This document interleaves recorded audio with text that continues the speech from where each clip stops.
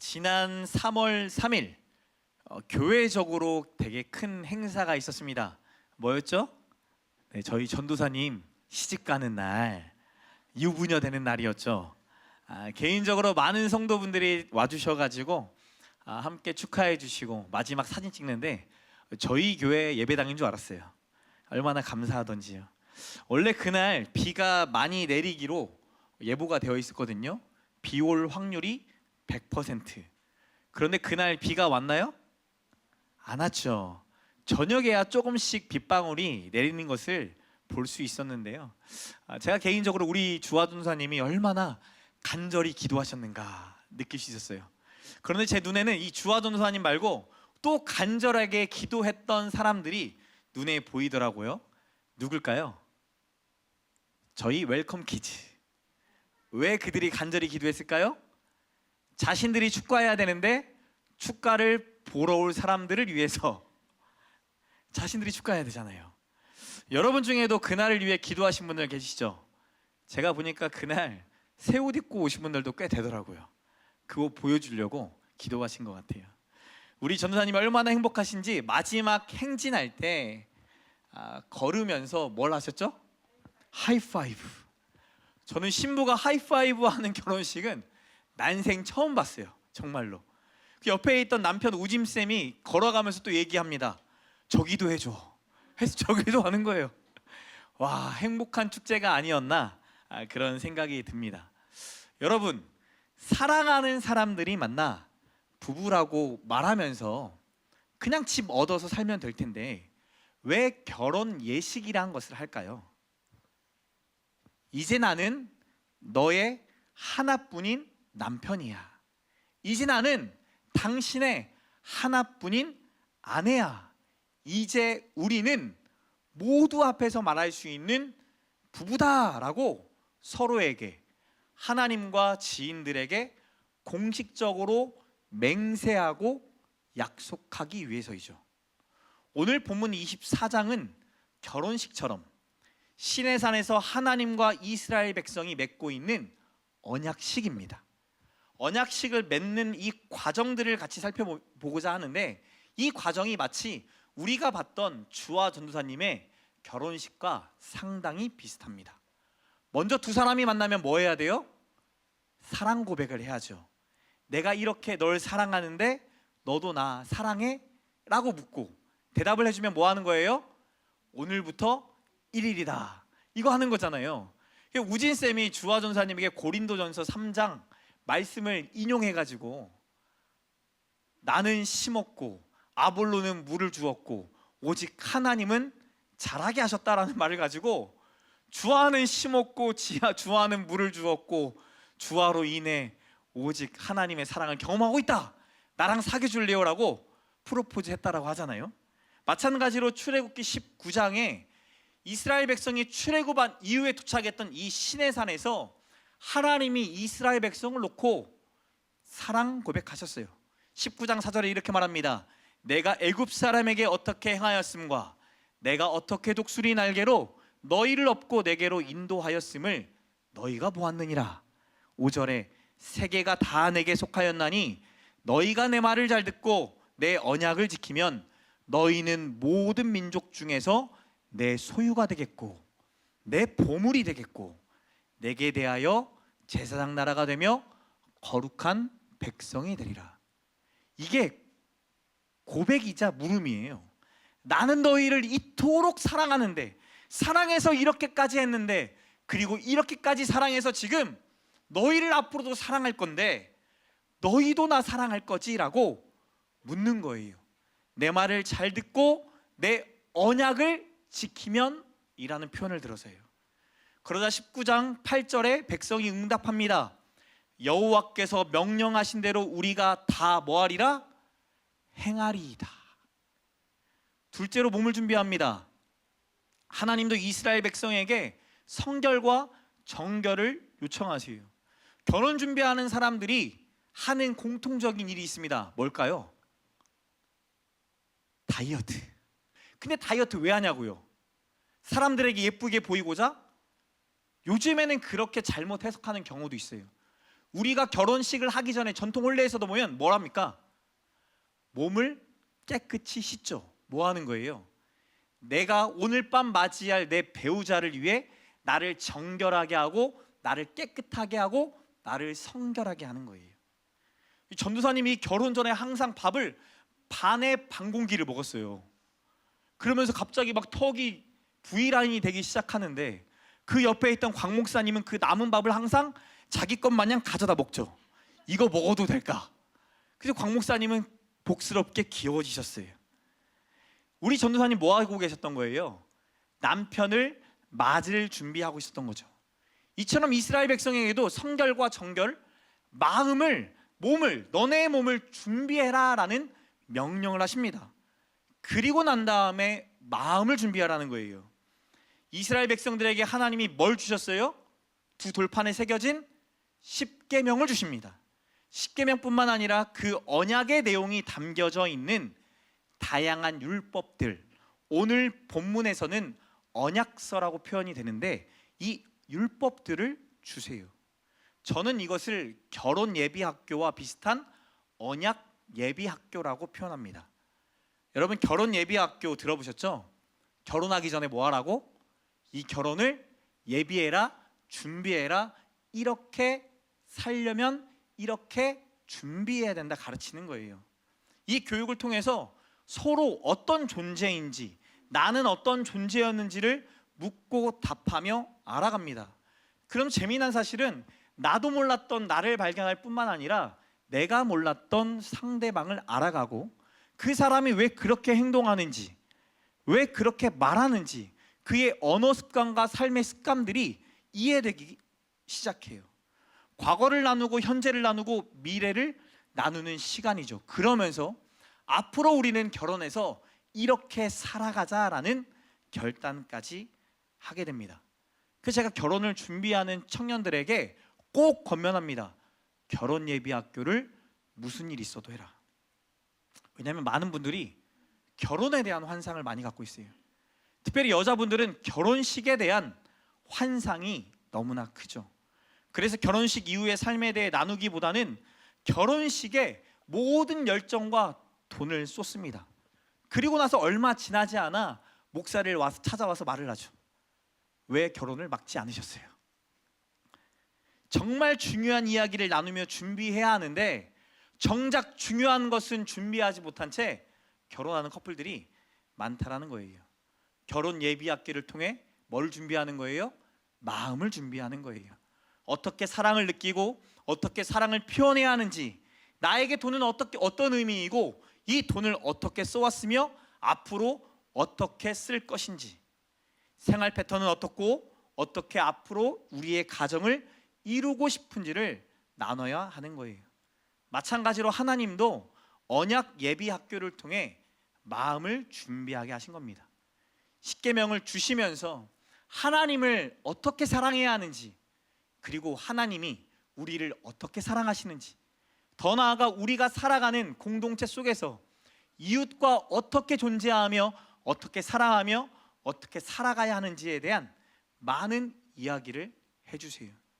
그리고 앞으로 너희가 만들어갈 세상은, 하나님의 나라는 이런 모습이야 라고 설명해 주시죠. 이렇게 몸 준비도 하게 하시고 마음 준비도 하게 하시고 그 다음에는 뭐 해야 되는 거예요? 결혼식, 언약식, 오늘 본문 언약식을 치르는 겁니다. 우리 1절, 2절 같이 읽겠습니다. 1절, 2절 시작.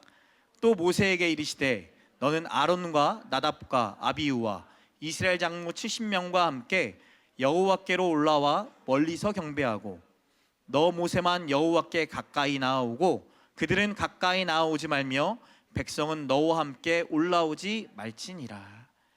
1절, 2절은 결혼식 입장과도 비슷합니다. 시내산에 백성들이 모여 있었어요. 모세와 아론과 아론의 아들들과 장로 70명 그리고 백성들이 있는데 이들을 하나님이 구분하십니다. 모세가 먼저 오고 그 다음에 아론과 아론의 아들 제사장들이 오고 그 다음에 백성들이 와라. 그리고 난 다음에 3절에 입장이 끝나고 난 다음에 하나님이 물으십니다. 3절 말씀 읽겠습니다. 시작. 모세가 와서 여호와의 모든 말씀과 그의 모든 율례를 백성에게 전하매 그들이 한 소리로 응답하여 이르되 여호와께서 말씀하신 모든 것을 우리가 준행하리이다. 여호와의 모든 말씀과 그의 모든 율례, 이 율법서에 적혀 있던 모든 것들을 모세로 하여금 백성에게 전하라고 하시는 거예요. 그리고 난 다음에 이 언약을 들었던 백성들이 응답했다라는 것은 물으셨다라는 거죠. 너네 이 조항들, 이 율법들, 이 말씀들을 같이 지키며 나와 사랑할래라고 물으시는데, 그 물음에 여호와께서 말씀하신 모든 것을 우리가 준행하겠습니다라고 말한다라는 거죠. 하나님이 입장하자마자 물으신 거예요. 너 나 사랑하냐? 나 진짜 사랑할래. 사랑하면 내 언약을 같이 지키며 살아가며 나는 너의 아버지가 되고 너희는 나의 아들이 되는 것 너네가 경험하며 살아갈래. 그리고 난 다음에 다음 절차가 진행이 됩니다. 여호와의 모든 말씀을 기록하고 이른 아침에 일어나 산 아래에 제단을 쌓습니다. 그리고 이스라엘의 12지파를 상징하는 12기둥을 세웁니다. 여기서 기둥은 야곱이 형 에서로부터 도망갈 때 돌베개를 베고 자잖아요. 그리고 그 돌베개 가운데 하나님을 보게 되잖아요. 사닥다리를 통해 왔다 갔다 하는 천사들을 보면서 하나님이 나와 함께 하신 걸 고백하면서 그때 서원을 합니다. 내가 하나님 건강한 몸으로 건강한 육체로 내가 다시 이 고향으로 돌아오게 되면 내가 하나님께 10분의 1 11조를 드리고 그렇게 살아가겠습니다 라는 언약을 맺어요. 그때 뭘로 했죠? 자기가 베고 있던 돌베개를, 이 돌을 기둥 삼아서 하나님께 언약을 세웁니다. 마찬가지예요. 쌍방간에 어떤 약조를 할 때 이것이 우리의 증거입니다 라는 증거의 표로 기둥을 12개 세우고 있는 거죠. 이어 청년들이 여호와께 소로 번제와 화목제를 드리고 모세가 소의 피 중 반절은 제단에 먼저 뿌립니다. 그리고는 다시 7절에 언약서를 가져와 백성들에게 낭독해 줍니다. 문자적으로는 단순하게 낭독했다가 아니라 백성들의 귀에다가 소리쳤다예요. 20장에서 23장에 나와 있는 이 언약의 말씀들 10계명을 어떻게 했다고요? 소리쳤다고요. 여호와의 다른 신은 내게 있지 말지니라. 내 부모를 공경하라. 살인하지 마라. 거짓말하지 마라 라는 말로 뭐 했다고요? 소리 질렀다고요. 왜 소리 지르는 거예요? 이스라엘 백성이 이 언약식을 가볍게 여기지 않게 하도록 하나님의 말씀이 이들의 삶에 정말 중요한 가치여야 된다는 것을 누구보다 더 깊게 깨닫게 하려고 모세로 하여금 외치게 하시죠. 그리고 난 이후에 7절에 백성들이 그 말씀을 듣고 앞에서 대답했던 것처럼 똑같이 말합니다. 여호와의 모든 말씀을 우리가 뭐 하겠나이다? 준행하겠나이다. 여러분, 우리도 주의 말씀을 듣고 항상 다짐하고 가잖아요. 하나님, 이 말씀을 내가 끝까지 믿고 끝까지 준행하며 끝까지 살아가게 해주세요.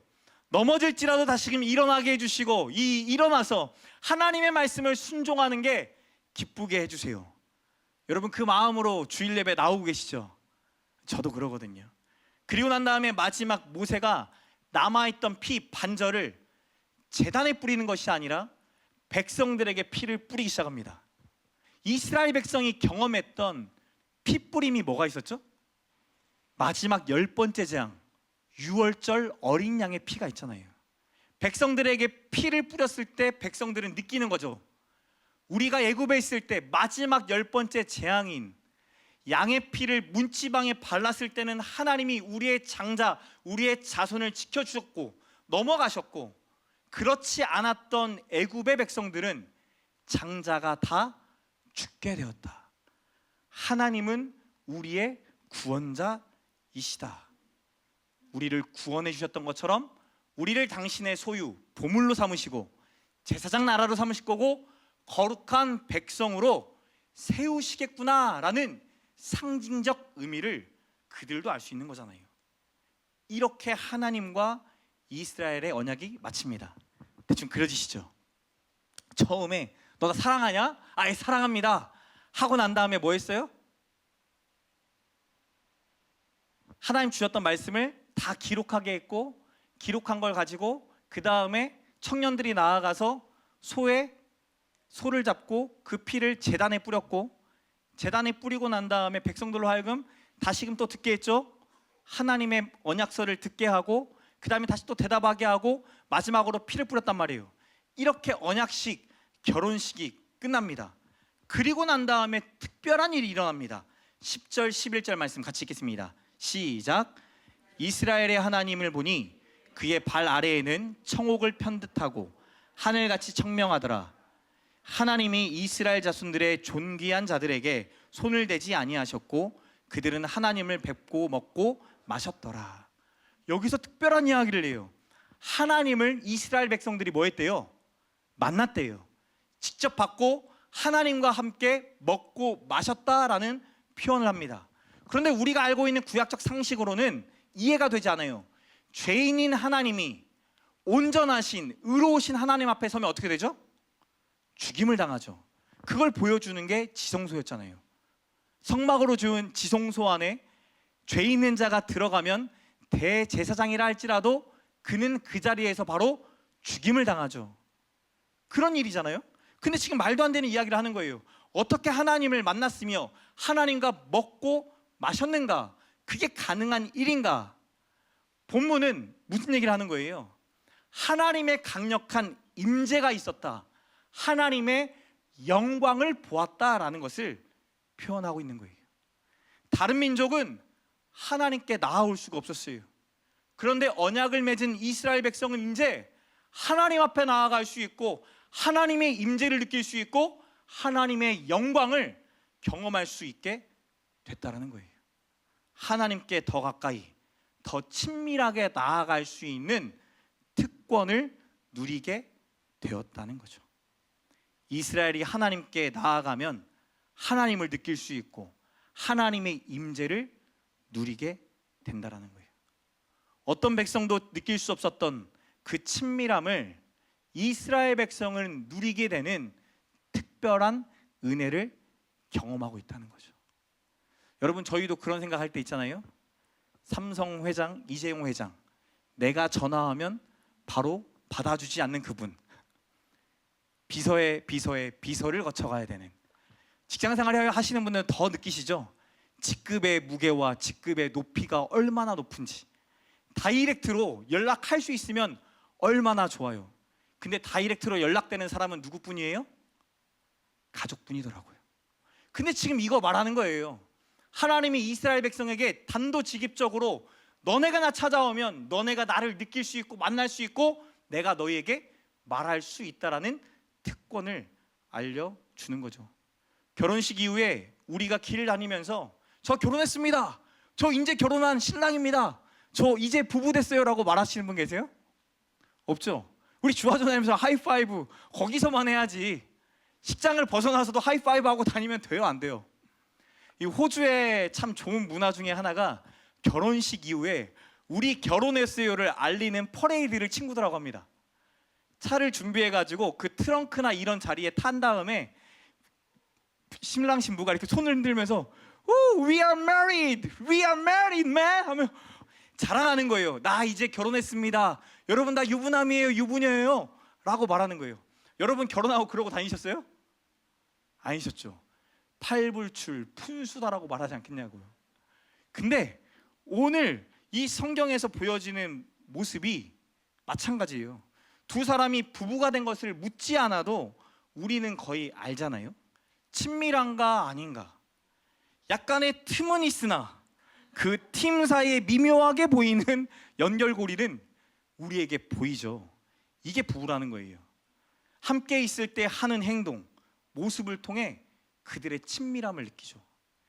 떠먹여줘야만 친밀함을 느끼는 게 아니라 아유 왜 그래? 라고 화내는 모습 속에서도 우리는 친밀함을 느끼잖아요. 사랑하는 성도 여러분, 친밀함은 자연스럽게 드러나는 거예요. 드러나고 보여지고 주변이 깨달아지게 되죠. 여러분에게 질문 드리고 싶어요. 여러분은 배우자와 친밀하십니까? 친밀하세요? 여러분의 자녀와 친밀하십니까? 여러분의 부모님과 친밀하십니까? 40대 중반 이상의 가정들 중에 온전한 가정이 10가정 중에 2가정이 될까 말까라는 통계가 있어요.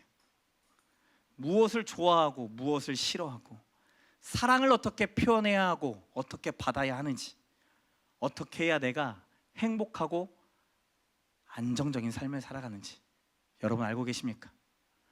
부부로 누리는 친밀함을 통해 사람들이 우리가 부부인 것을 알듯이 세상은 하나님이 이스라엘과 언약을 맺었다라는 것을 무엇으로 알 수 있을까요?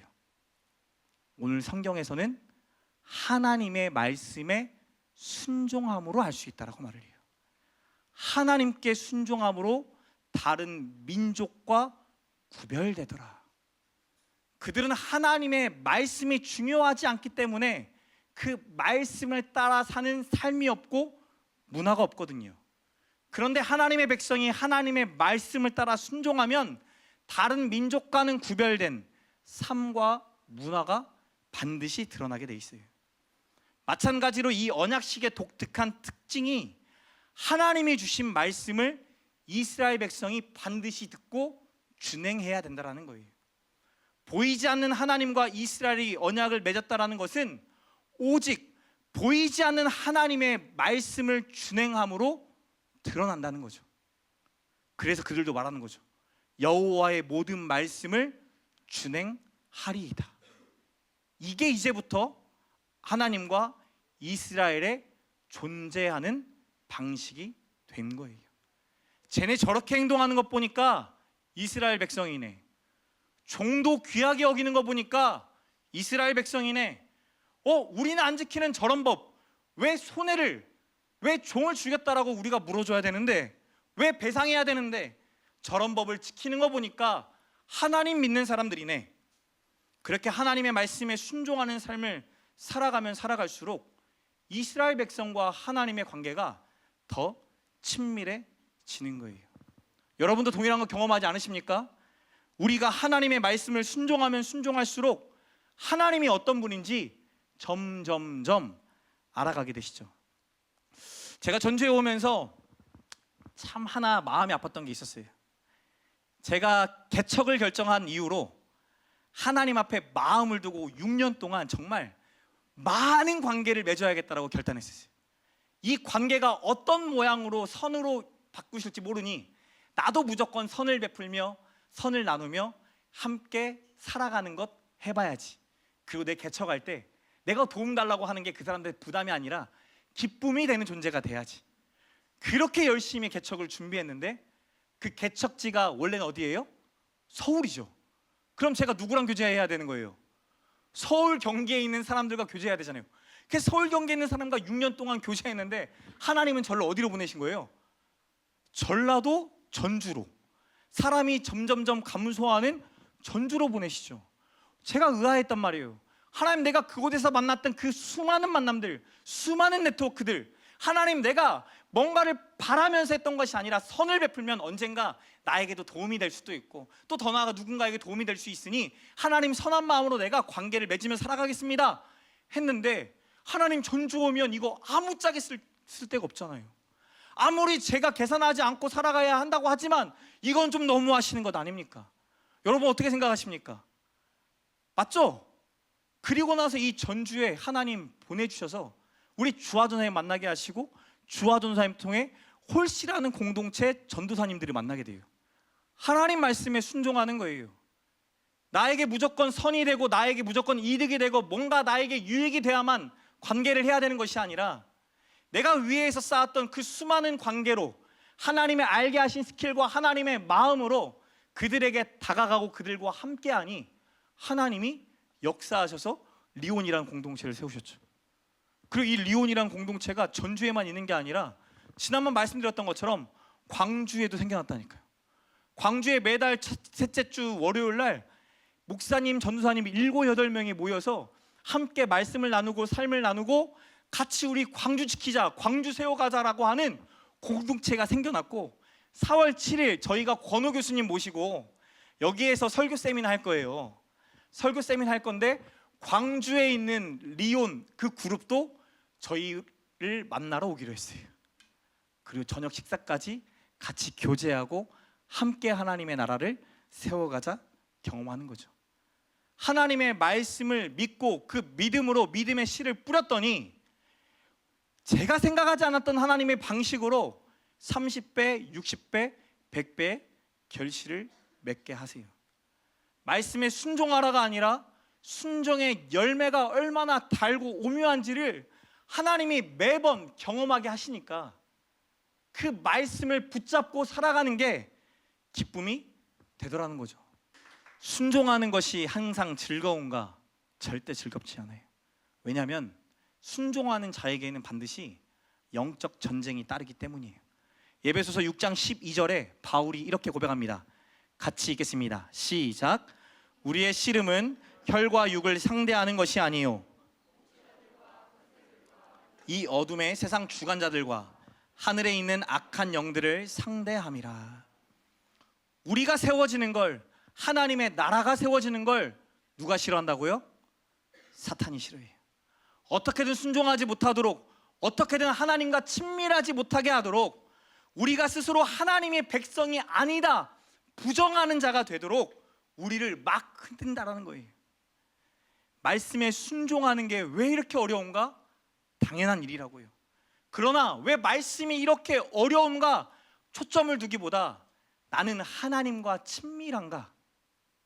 나의 삶에 이 하나님의 친밀함이 내 가정에서도 내 삶에서도 흘러가고 있는가 돌아보자고요. 말씀을 살아내려면 어떻게 해야 합니까? 말씀을 부지런히 배우고 가르쳐야 돼요.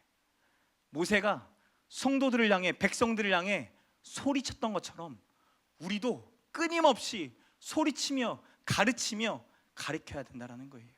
그래서 이스라엘 백성들이 이 말씀을 마음에 새기고 신명기 6장에 말씀을 마음에 새기는 것을 우리는 가장 우선순위로 두는 공동체다. 우리는 자녀들을 부지런히 가르치고 하나님의 말씀을 따라 살아가기로 결단한 공동체다 말하는 거예요. 신명기 6장 1절에 이렇게 말합니다. 이는 곧 너희의 하나님 여호와께서 너희를 가르치리라 고 명하신 명령과 규례와 법도라. 너희가 건너가서 차지할 땅에서 행할 것이니. 이미 전제가 되어 있어요. 가나안 땅에 너희는 이미 이를 거고 이른 그곳에서도 하나님과 친밀함을 유지해야 한다. 단순히 우리가 원하는 복을 얻기 위해 하나님을 이용해야 되는 것이 아니라 하나님과의 친밀함으로 살아갈 때 우리에게 주신 복도 하나님이 주신 건지 아니면 사단의 유혹으로 우리에게 주어진 것인지 분별이 가능하다는 거죠. 2절에 곧 너와 내 아들과 내 손자들이 평생에 내 하나님 여호와를 경외하며 내가 너희에게 명한 그 모든 규례와 명령을 지키게 하기 위한 것이며 또 나를 장구하게 하기 위한 것이라. 마지막 3절에 이스라엘아 듣고 삼가 그것을 행하라. 그리하면 내가 복을 받고 내 조상들의 하나님 여호와께서 내게 허락하심 같이 적과 꿀이 흐르는 땅에서 내가 크게 번성하리라. 사랑하는 성도 여러분, 돌아오는 주부터 우리가 티팸과 커피팸을 다시 시작합니다. 티팸, T-E-A. T가 뭐라고 했죠? Trust. 하나님의 말씀을 신뢰함으로 나눈다. E, encourage. 서로 격려한다. 말씀으로 서로 공동체가 함께 세워지기를 격려하는 거예요. 그리고 A가 뭐예요? apply. 적용하다. 하나님 말씀을 듣고도 적용하지 않으면, 준행하지 않으면 앞서가신 하나님이 절대 보이지 않는 거죠. 그래서 권하는 거예요. 함께 말씀을 읽고 함께 말씀을 통해 앞서가시는 하나님을 경험하자. 이스라엘 백성은 400년이 넘도록 애굽 땅에서 하나님의 부재를 경험했어요. 학대를 당하고 고통을 당하고 고난을 당하는 그 모든 순간에 하나님께 찾고 하나님을 부르짖었지만 부재를 경험했어요. 여러분, 똑같이 이 역사가 반복됩니다. 구약이 끝나고 신약이 시작되기 약 400년 동안 하나님은 또 침묵하셨어요. 그래서 그때를 침묵기라고 말합니다. 하나님은 침묵하셨지만 우리가 살펴봤던 것처럼 하나님은 앞서 일하고 계셨어요. 하나님이 예수가 올 그날을 준비하고 계셨고, 언어를 통일시키셨고, 나라를 통일시켜 도로가 확장되게 하셨고, 예수 그리스도에 증파된 빛과 소금이 된 하나님의 말씀을 세상 곳곳에 흘러가게 하셨죠. 사랑하는 성도 여러분, 우리의 삶에 부재가 임할 수 있어요. 하나님의 부재를 경험할 수 있어요. 이 언약식을 통해 이스라엘 백성은 하나님의 임재를 경험했어요. 그렇다면 오늘 저와 여러분은 어떻게 하나님의 임재를 경험하냐고요? 하나님의 말씀을 통해. 하나님의 말씀이 없던 그들이 하나님의 부재를 경험했다면 하나님의 말씀을 들고 있는 우리는 하나님의 임재를 날마다 경험하는 자인 거예요. 이 말씀을 붙들고 하나님 앞에 나아가면 반드시 그 하나님이 저와 여러분의 하나님이 되어줄 줄 믿습니다. 하나님과의 친밀함을 점검해 봅시다.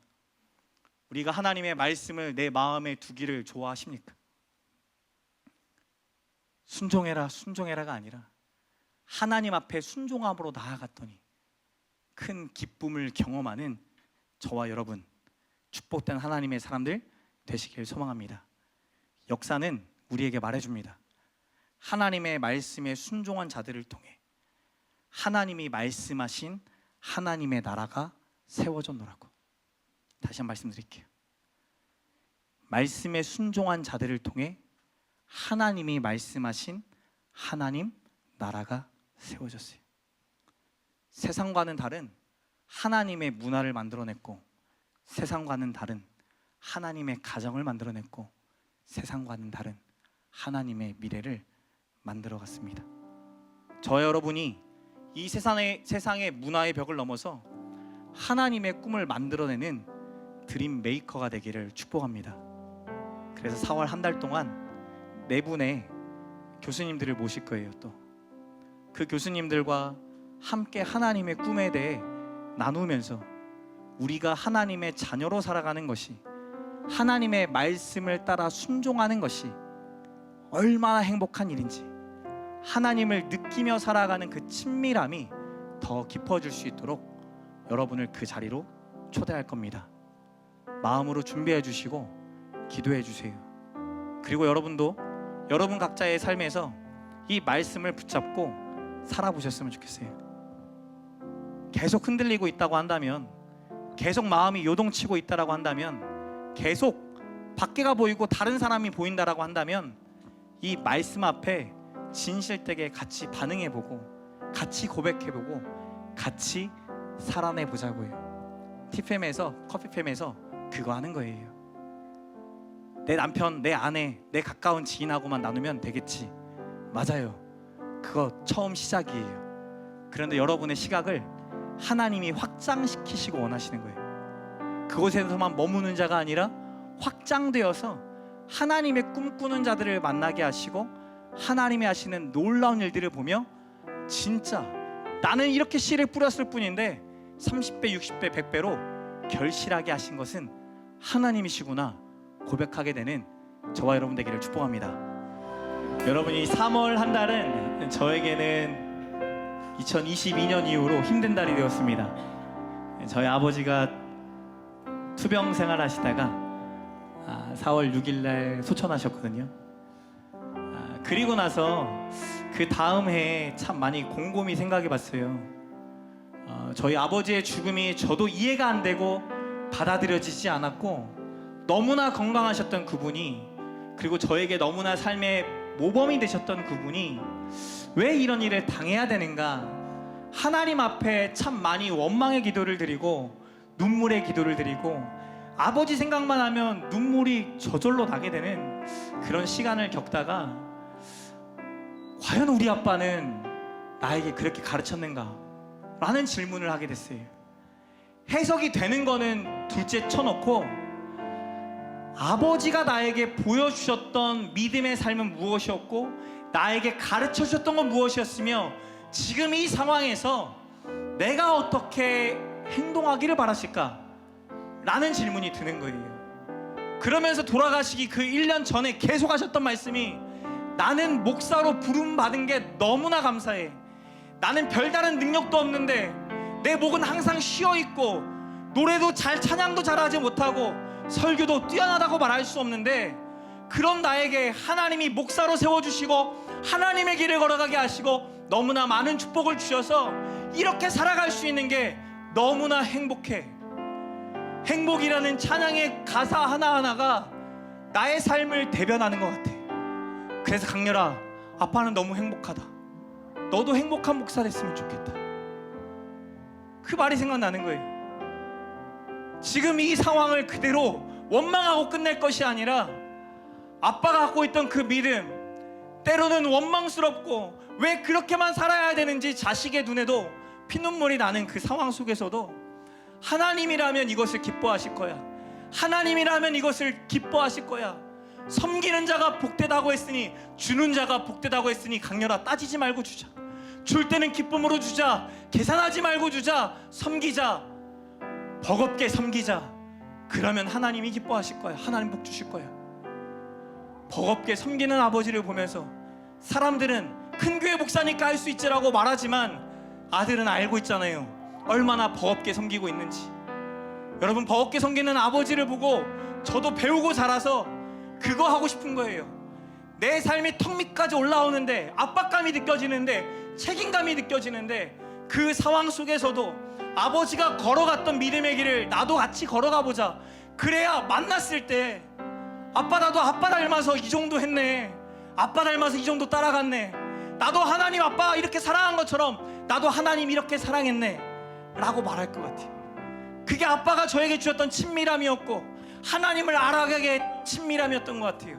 섬기면 섬길수록 깨닫게 되는 건 버겁고 버겁고 더 버겁다. 근데 진짜 하나님이 이 버거운 일 가운데 함께 하시더라. 자기 십자가를 지고 너를 부정하고 나를 따라했던 그 예수의 말씀이 무엇인지 조금씩 알아가게 하시는 거예요. 사랑하는 성도 여러분, 여러분에게도 분명히 버거운 말씀들이 있어요. 부정하고 싶고 어려운 말씀들이 있어요. 근데 이 말씀이 반드시 열매 맺을 걸 믿사오니 목사님 같이 기도해 주세요 라고 하는 거잖아요. 우리가 그런 공동체로 모인 거예요. 세상은 아니라고 말을 하죠. 하나님의 말씀대로 왜 사냐 바보들아. 왜 손해보면서 사냐? 왜 배상해주면서 사냐? 왜 존중해주면서 사냐? 네가 받은 만큼 돌려줘야지. 아니, 받은 만큼 더 흘려보내고 어떤 욕을 할지라도 사랑의 말로 하고 그러한 자들로 이 세상에 보이지 않는 하나님을 너희가 나에게 보여줘라. 세상 가운데 보여줘라. 우리는 그 사명 갖고 있는 거예요. 사랑하는 성도 여러분, 여러분의 가정 가운데 여러분을 통하여 보이지 않는 하나님이 나타나기를 축복합니다. 하나님의 부재라고 말하는 이 시대 가운데 여러분을 볼 때 하나님은 반드시 임재하십니다. 하나님은 영광 받으십니다. 고백하는 저와 여러분 되시길 축복합니다.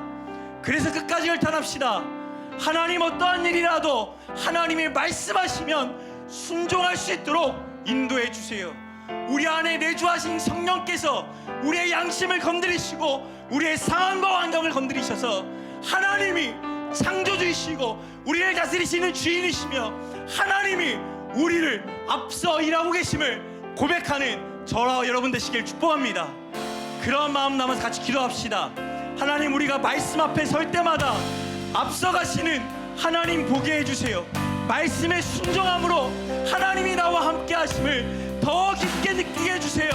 그렇지 않다고 말하는 세상 앞에 우리가 증거자로 하나님을 나타낼 자로 쓰임받게 해주세요. 같이 주여 한번 외치고 기도하시겠습니다.